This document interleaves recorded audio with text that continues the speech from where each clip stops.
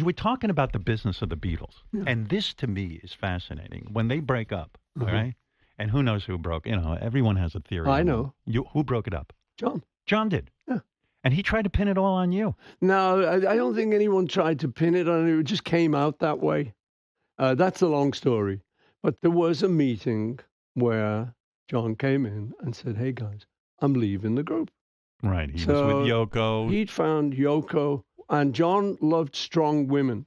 Yes. His mother had been a strong woman. His auntie who brought him up had been a strong woman. And bless her, but his first wife wasn't. She'd once said to me, all I want is a sort of a guy who wants a pipe and slippers. Right. Come Stay home and Yeah. do that. And I thought, whoa, that's not John. You got the wrong And guy. so John had met up with Yoko, and even though we thought, oh God, a bit intrusive, she used to sit in on the recording sessions, and we'd never had anything like that. Yeah. But looking back on it, you think the guy was totally in love with her. Yeah. And, you've just got to respect that. So we did, and I do. But this song fascinates me. And I thought it was kind of an attack. Not I kind of thought this. I know it. And it's my favorite song you ever wrote. That was your first mistake. You took your lucky break and broke it in two. That was directed at John. We were writing songs at each other. Yes. It's like weaponizing songs. Too many people. But this is an attack on John. Because John was going around proselytizing. He was preaching to everybody. And in this song, you're saying too many people preaching at us, too many people going underground. You took your lucky break and you broke it in two. And I loved it. I love this song. I don't love that you guys ended up like going at each other in music, but it was didn't honest. last long. But we got over it, luckily.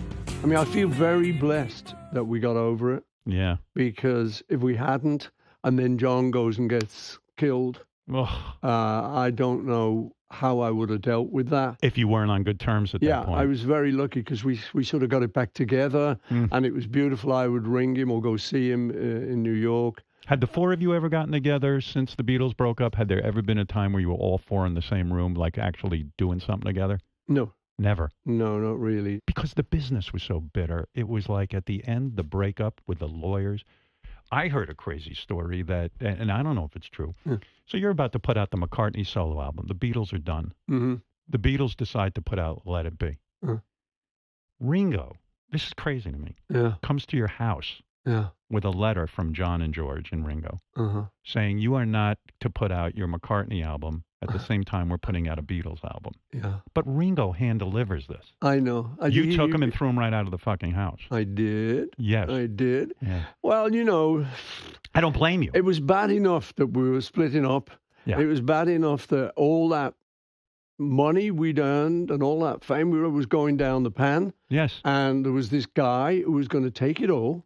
And it was that close. Yes. And I was having to fight. I said, no, guys, we can keep it. We don't have to give it to this guy, And there's Ringo delegated to come around to me and tell me, because my release date was firmly fixed. Yes. And everyone knew this was the release date. So I was going, okay, well, this is okay. Yeah. And then they come around, Ringo comes around, he says, no, you won't. With his legal paper. Fuck off! Get out of my house! Oh, my God.